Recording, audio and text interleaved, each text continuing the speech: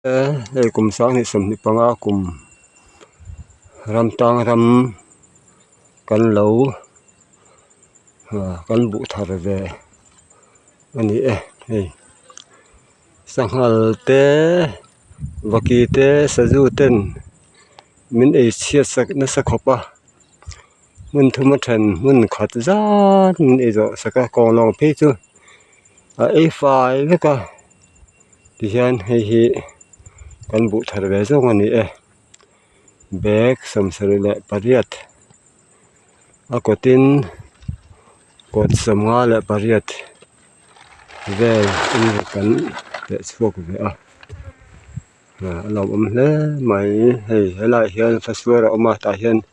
thit kan tuma kan lo tangin eng ma chen kan la chek phi ta so lai lo pong so kan tham ani satang so kan chek phi hei lo fiang ni chu kan kal tel ani kha jong kha